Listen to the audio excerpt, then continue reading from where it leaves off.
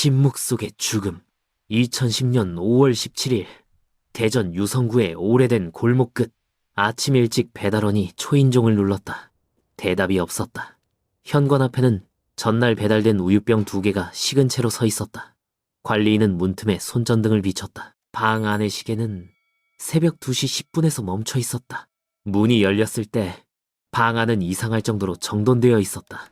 이불은 반듯하게 펴져 있었고 그 위에는 얇은 회색 손수건 하나가 네모 반듯이 접혀 있었다. 침대 옆 탁자에는 찻잔 2개, 하나는 비어 있었고 다른 하나에는 반쯤 식은 국화차가 남아 있었다. 시신은 팔을 가지런히 모은 채 누워 있었다. 얼굴에는 긴장이 없었다. 오히려 잠든 듯 평온했다. 그러나 입가에 미세한 자국이 말해주었다. 이 노인은 스스로 눈을 감지 않았다. 초동 수사팀은 질식사 가능성을 언급했다. 하지만 강압의 흔적이 뚜렷하지 않았다. 경찰은 우선 단순사로 보고 현장 사진을 남겼다. 그날 오후 형사 박주연이 사진 속의 손수건을 확대해 보았다. 반듯한 접힘, 3번의 대칭, 손수건의 모서리에 희미한 파란 실밥이 묻어 있었다. 그 순간 그는 예전 사건을 떠올렸다. 2년 전 비슷한 형태의 노인 변사 사건이 있었다. 피해자는 모두 여성, 혼자 사는 노인이었다. 모두 침대 위에서 숨을 거두었고 시신 옆에는 손수건이 있었다. 당시 경찰은 심장마비로 종결했다. 그러나 이번에는 달랐다.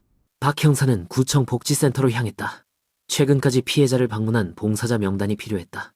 명단의 끝자락에 이름 하나가 눈에 들어왔다. 김나영, 47세, 전 복지공무원.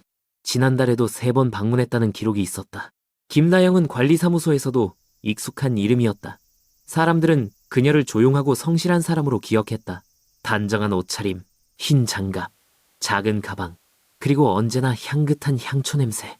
그녀는 매주 여러 노인을 찾아가 청소를 돕고 차를 끓였다. 형사들은 다른 사망자 명단을 뒤졌다. 놀랍게도 12명 중 9명의 기록에 같은 이름이 있었다. 김나영. 조사팀은 즉시 구체적인 패턴을 확인했다. 피해자 모두 비슷한 시간대 오후 5시에서 6시 사이에 사망. 현장에는 찻잔 2개와 접힌 손수건, 그리고 어김없이 남은 향초 조각. 5월 21일 법의학 감정 결과가 도착했다. 피해자의 체내에서 미량의 졸피뎀 성분이 검출됐다. 농도는 수면유도 수준이었지만 호흡이 약한 노인에게는 치명적이었다. 사인은 약물 복용 후 기도 압박. 경찰은 이제 확신했다. 다음 단계는 잠재적 용의자의 동선이었다. 김나영은 사건 당일 오후 5시 10분 인근 마트에서 국화차와 향초를 구매했다. CCTV 속 그녀는 차분했다. 계산 후 가볍게 미소를 지으며 봉투를 들었다. 형사들은 그녀의 집을 압수수색했다. 깨끗했다. 너무 깨끗했다. 서랍마다 정리된 손수건이 있었다. 모두 같은 색, 같은 크기, 같은 접힘, 그리고 벽 한쪽에 달력 1장, 12개의 날짜에 푸른 펜으로 동그라미가 그려져 있었다. 수사팀은 이 12개의 표시가 무엇을 뜻하는지 분석했다. 첫 번째 동그라미는 2008년 12월 첫 사망 사건과 일치했다. 마지막 표시가 남은 날짜는 한 칸뿐이었다. 6월 2일. 조사팀은 움직였다. 그날 오전 경찰은 김나영을 임해 동행했다. 그녀는 차분했다. 형사가 사건을 언급했을 때 짧은 침묵 후 말했다. 나는 그분들을 도왔어요. 그분들은 외로웠어요. 그녀의 집 안에는 차 냄새가 은은하게 퍼져 있었다. 경찰은 구석의 작은 선반에서 낡은 앨범을 발견했다. 어린 시절의 흑백 사진 1장, 엄격한 표정의 할머니, 그리고 무릎을 꿇은 소녀. 그 소녀의 무릎 위에도 손수건이 접혀 있었다. 그날 밤 형사들은 대전 시내의 봉사기록 전산을 다시 열람했다. 데이터 속에는 12명의 이름이 있었다. 마지막 이름은 손수건 위에 남겨진 채 아직 미해결이었다. 시계는 새벽 3시를 가리켰다. 사무실의 불빛 아래 형사 박주연은 마지막 기록을 바라보았다. 김나영의 손끝에서 시작된 12개의 점이 한 줄로 이어지고 있었다. 그 끝에는 아직 살아있는 누군가의 이름이 있었다. 조사는 끝나지 않았다.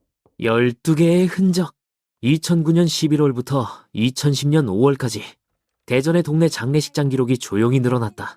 사망 원인은 대체로 노쇠. 날짜와 구역이 겹쳤다. 형사들은 명단을 다시 묶었다. 고독사처럼 보이는 죽음 시비건. 시간대는 오후 5시에서 7시 사이가 많았다. 테이블 위에 찻잔, 침대 위에 회색 손수건, 은은한 향의 흔적, 반복되는 배열이 지도 위에 점처럼 찍혔다. 재감식은 2010년 5월 21일에 시작됐다. 첫 번째 무덤을 열기 전 팀은 사건 서류를 비교했다. 공통 요소가 늘어났다. 찻잔 2개, 접힌 손수건 1개, 문틀에 묻은 약한 섬유질. 법의학자는 피하 점막에서 압박 소견을 확인했다. 부검 결과에는 졸피뎀 미량이 기록됐다. 수면 유도 용량, 기도 압박이 뒤따르면 시간을 앞당긴다. 손수건의 접힘은 3번의 대칭, 모서리에 파란 실밥. 그 실밥은 2006년에 배포된 자원봉사 손수건에서 쓰이던 실과 일치했다. 현장 기록의 시계를 따라가면 패턴이 보였다. 현관 앞 우유병이 다음 날까지 남아있는 경우가 잦았다. 배달 시간은 오전 6시 전후, 사망 추정 시각은 전날 저녁으로 좁혀졌다. 인근 상가 CCTV가 재생됐다. 5월 17일 유성구 마트에서 국화차와 티라이트 향초를 구입한 여성 1명이 포착됐다. 영수증의 시간은 5시 10분. 신용카드는 쓰이지 않았다. 현금 결제. 봉투를 든 손에는 흰 장갑. 용의자구는 3갈래로 나뉘었다. 가족과 친지, 이웃과 배달원, 복지 관련 방문자. 가족 중 1명은 5월 초에 방문한 기록이 있었다. 형사는 통화 내역과 버스카드 이용 시간을 대조했다. 그날 저녁, 그는 대전역에서 대구행 열차를 탔다. 영수증과 CCTV가 맞물렸다. 배달원 2명은 오전 동선이 겹쳤지만 오후 시간에는 다른 구역에 있었다. 택배 단말기의 위치 기록이 이를 뒷받침했다. 복지센터의 방문표가 다음 관문이었다. 봉사자 서명란이 들쑥날쑥했다. 그러나 네임펜의 획은 일정했다. 서명 구개가 비슷한 기울기를 가졌다. 문서 감정과는 필압과 획의 시작점, 끝점의 떨림을 비교했다. 같은 사람의 버릇이었다. 그 이름은 김나영, 47세, 전직 복지공무원. 퇴직 후에도 비공식 방문을 이어왔다. 센터 직원들의 기억은 단정했다. 흰 장갑, 작은 가방, 향초, 국화차, 그리고 말수가 적은 태도. 형사들은 피해자들의 마지막 일정을 표로 만들었다. 청소, 말동무, 차. 구입 빈도가 높은 물품은 3가지로 요약됐다. 국화차 티백, 일회용 거즈, 티라이트 향초. 약국 한 곳에서 졸피뎀 처방 기록이 확인됐다. 처방 대상은 불면증 환자. 환자명은 김나영이 아니었다. 그러나 CCTV에는 같은 여성이 약국 밖에서 봉투를 전달받는 장면이 찍혔다. 고령의 환자에게 처방된 약이 제3자의 손으로 건너갔다. 봉투를 받은 여자는 다음 날 2곳을 다녀왔다. 피해자 2명의 주소와 일치했다. 현관문 상태는 논쟁을 만들었다. 강제 흔적이 드물었다. 도어락 비밀번호는 가족도 모르는 경우가 많았다. 형사들은 도어락 메모리의 통과 시간을 조회했다. 일부 모델은 로그가 남지 않았지만 오래된 건물에서 손잡이의 구리스에 남은 섬유편이 단서가 됐다. 그 섬유편은 흰 장갑의 안쪽에서 벗겨지는 재질과 같았다. 수거된 섬유편 4개가 동일한 원사를 공유했다. 이웃들의 진술은 일정한 그림을 그렸다. 향초 냄새가 미세하게 새어나오는 저녁. 여자 방문자의 발소리가 규칙적이었다. 기침 소리가 잦아지다가 잦아드는 순간. 다음 날 우유병이 그대로였다. 부재의 표시 대신 생활의 흔적이 죽음의 타이밍을 증명했다. 의심은 다시 가지를 쳤다. 피해자 중 1명은 며느리가 재산 문제로 갈등을 겪었다. 계좌이체 내역에는 소액의 현금 인출이 이어졌다. 그러나 인출 시각은 오전, 사망 추정 시각과 엇갈렸다. 며느리의 휴대전화 위치 기록은 직장과 집 사이를 벗어나지 않았다. 형사들은 그 갈등을 분리했다. 움직임과 시간의 상관관계가 합치되지 않았다. 또 다른 의심은 건물 경비원에게 향했다. 야간 당직 중 복도부를 점검하며 각 집 앞을 돌았다. 그날 6시 40분 한 집 앞에서 향 냄새가 강했다고 기록했다. 경비실 출입 기록은 6시 50분에 반납 확인. 그의 동선은 현장 주변을 스쳐갔다. 신발 밑창의 먼지와 현장의 미세먼지를 비교했다. 분자 패턴이 다르게 나왔다. 경비원은 목록에서 제외됐다. 재감식 3건째에서 방향이 고정됐다. 베개 속에서 길게 잡힌 섬유가 나왔다. 세탁된 천에서 남은 계량 표백 성분이 검출됐다. 같은 성분이 김나영의 집 빨래용 세제에서 확인됐다. 현관 신발장에는 회색 손수건 12장이 고정된 틀에 꽂혀 있었다. 모서리는 마모가 거의 없었다. 사용 후 즉시 세탁하고 다림질한 습관이 보였다. 반복된 행위의 흔적은 규칙을 남긴다. 규칙은 의도를 드러낸다. 사망 전 마지막 순간을 복원하는 작업이 이어졌다. 티백의 농도, 물의 온도, 잔의 위치, 침대의 주름, 피해자의 주방 싱크대에서 컵 2개가 같은 방향으로 말려 있었다. 한 잔의 립스틱 자국은 흐릿했고 다른 잔은 가장자리가 매끈했다. 장갑을 낀 손이 쥔 잔은 체온을 오래 유지하지 않는다.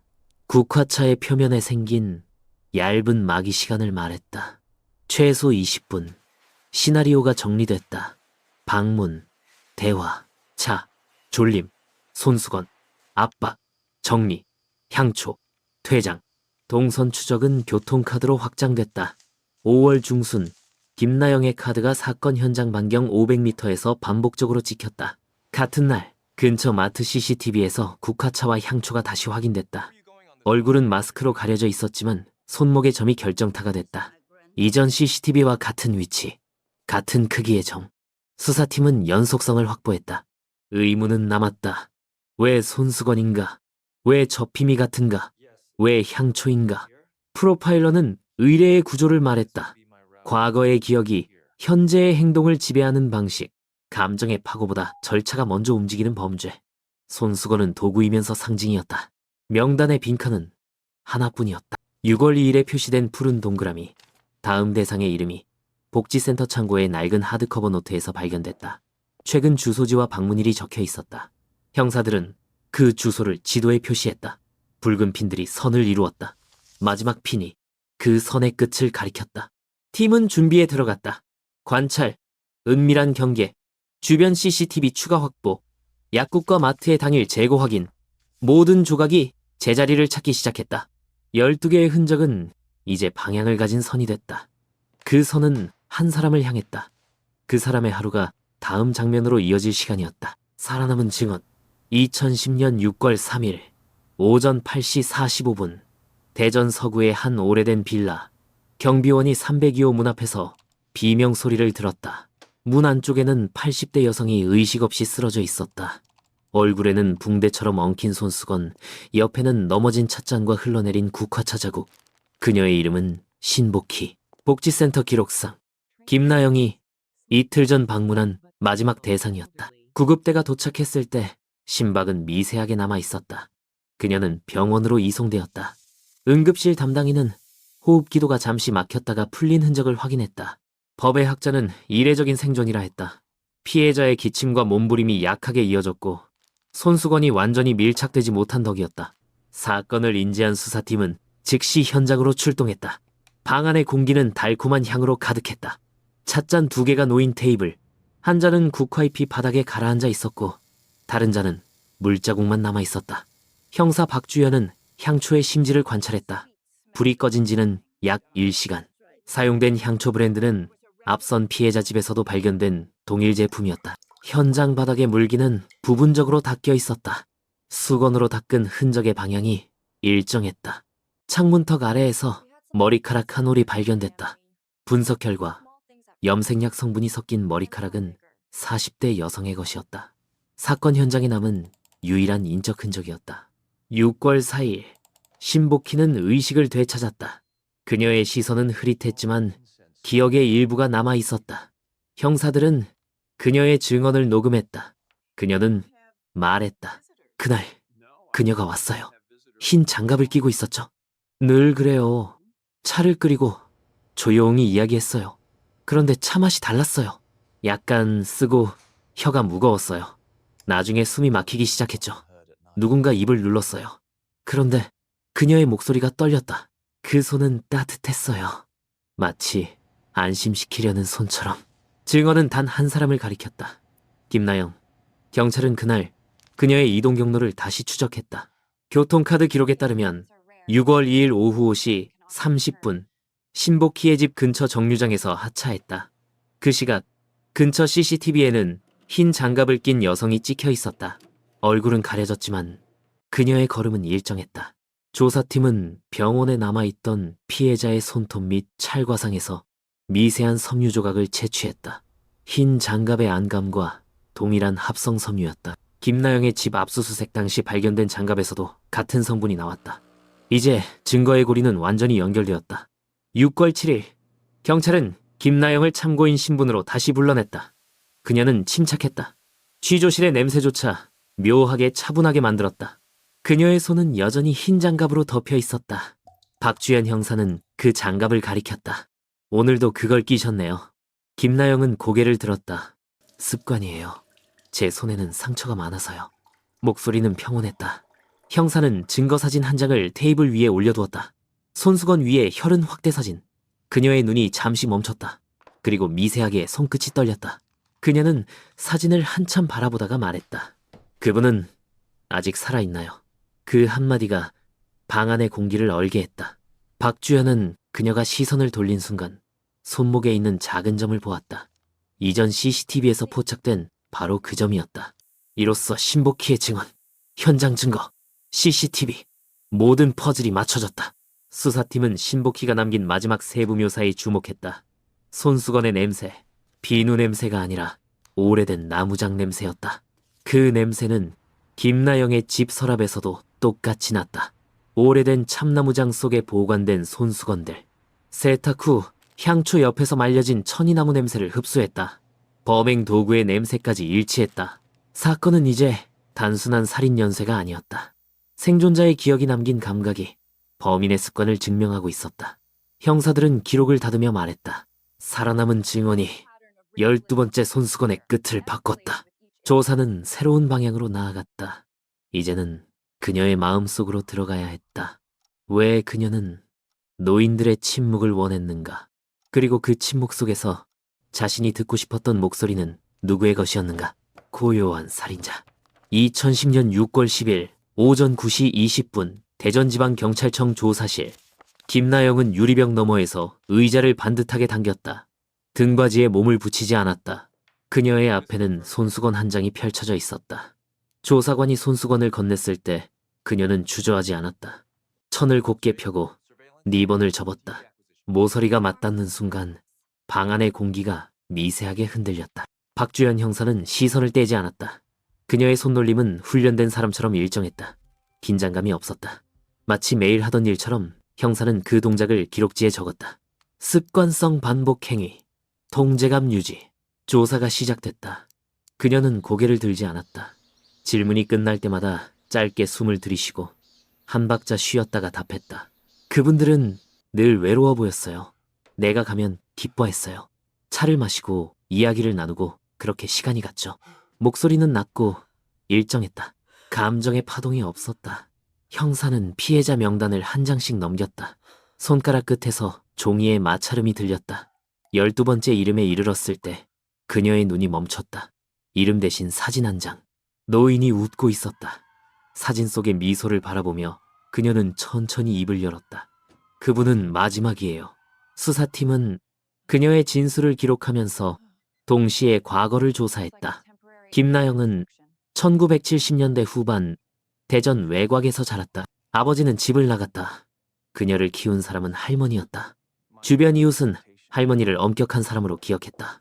그녀는 매일 새벽 어린 김나영에게 손수건을 접게 했다. 구김이 남으면 다시 펴고 다시 접었다. 3번 접고 또 접었다. 할머니의 손에는 매질의 흔적이 있었다. 벌의 이유는 단순했다. 깔끔해야 한다. 네가 틀리면 나까지 더러워진다. 기억의 틀은 그렇게 만들어졌다. 할머니의 냄새, 세탁비누와 오래된 나무장 냄새.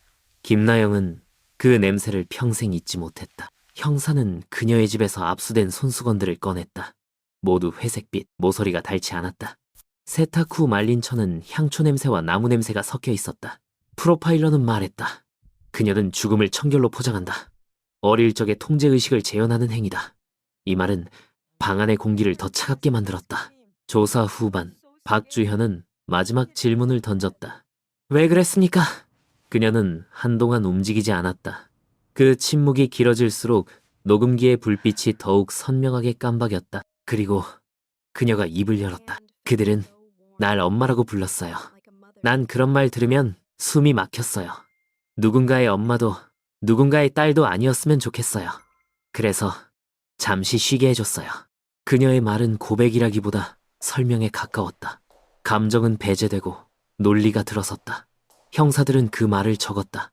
그녀의 얼굴은 무표정이었다. 그러나 눈가의 미세한 떨림이 거짓을 부정했다. 수사팀은 사건 전 과정을 시간순으로 정리했다. 방문, 차, 약물, 손수건, 향초. 행동의 흐름은 기계적이었다. 하지만 그 기계적 질서 안에는 감정의 잔재가 있었다. 마치 벌을 받듯 매번 같은 절차를 반복했다. 6월 12일, 김나영은 구속되었다. 조사실 밖으로 나오는 순간 기자들의 셔터 소리가 터졌다. 그녀는 고개를 숙이지 않았다. 하얀 장갑을 낀 두 손이 포승줄 아래에서 맞닿았다. 손끝이 미세하게 움직였다. 접는 동작이었다. 천이 없는데도 그녀의 손은 여전히 손수건을 잡고 있었다. 그날 밤 형사는 사건 일지를 정리했다. 피의자 김나영, 1년의 살해는 계획적이며 감정 통제와 청결 의식에 기반한 강박 행위로 추정된다. 보고서를 닫는 순간 향초의 잔향이 서류에 남았다. 그녀는 고요했다. 조용히 움직였고 조용히 죽음을 만들었다. 소리 없는 살인자. 피해자들은 마지막까지 그녀를 믿었다. 따뜻한 손이었기 때문이다. 사건의 기록은 여기서 끝나지 않았다. 법정이 남아있었다. 그리고 그녀의 내면에 남은 또 다른 진실이 있었다. 수건 아래의 진실. 2011년 2월 15일 대전지방법원 형사대법정. 방청석의 숨소리까지 또렷했다. 검찰은 사건표 하나씩을 탁자 위에 배열했다. 회색 손수건 12장, 국화차 티백 봉투, 흰 장갑의 섬유편, 약국과 마트의 CCTV 캡처, 도어락 근접 시각 기록, 그리고 생존자 신복희의 의무 기록. 한 장씩 넘길 때마다 사건의 흐름이 복원됐다. 증거의 축은 세 갈래였다. 첫째, 현장 물증의 일치. 손수건에서 검출된 미세 혈흔이 김나영의 혈액형과 DNA로 연결됐다. 베개 속 섬유에서 확인된 표백 성분은 피의자 집 세제와 동일했다. 흰 장갑 안감의 합성 섬유가 피해자 손톱 밑에서 다시 발견됐다. 둘째, 동선과 소비 기록. 2010년 5월과 6월, 유성구와 서구 일대의 마트에서 국화차와 티라이트 향초를 산 여성이 반복적으로 촬영됐다. 손목점의 위치와 크기가 동일했다. 교통카드 로그는 6월 2일 오후 5시 30분 생존자 집 인근 정류장에서 하차했다고 기록했다. 셋째, 행위의 규칙성. 4번 접힌 손수건, 2잔의 차, 방향성을 가진 닦음 자국, 그리고 향초. 절차는 일정했고 시간도 비슷했다. 문서 감정 결과가 그 위에 겹쳐졌다. 복지센터 방문 대장의 서명 구개가 동일 피랍과 같은 시작점 흔들림을 보였다.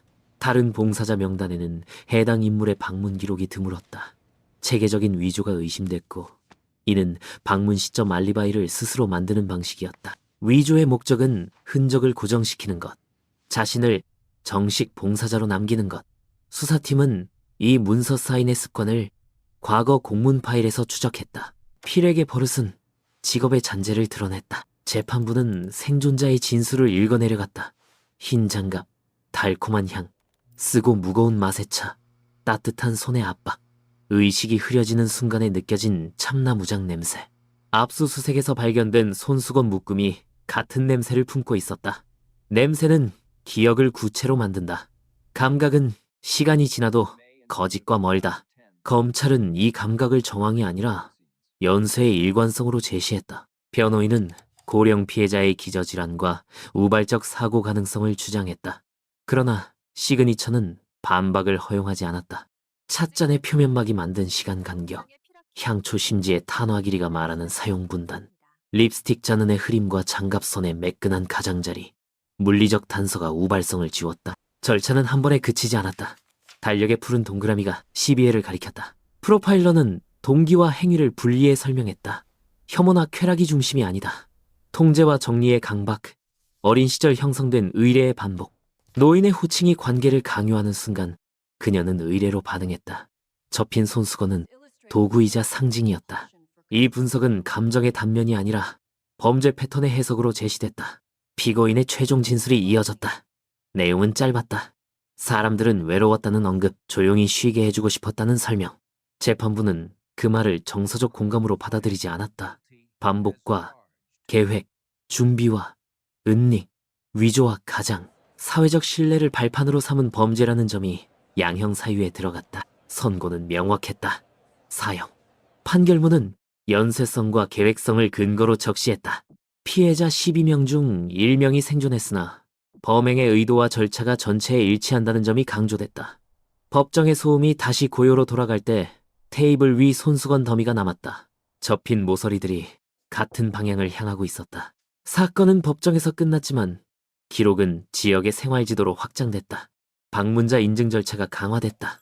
약물 처방 전달 체계가 조정됐다. 향초와 차의 흔적처럼 사소해 보이는 일상 물건도 경계의 목록에 올랐다. 복지 현장의 교육과 감시 체계가 재편됐고 독거노인 데이터베이스에 생활 신호가 실시간으로 표시되기 시작했다. 남은 과제는 공동체의 습관이었다. 이웃의 문 앞에서 멈춘 우유병, 배달온 메모, 초인종의 침묵을 모르는 척 지나치지 않는 습관. 기록이 말하는 교훈은 간단했다. 고독은 상황이 아니라 신호다. 신호는 응답이 있어야 멈춘다.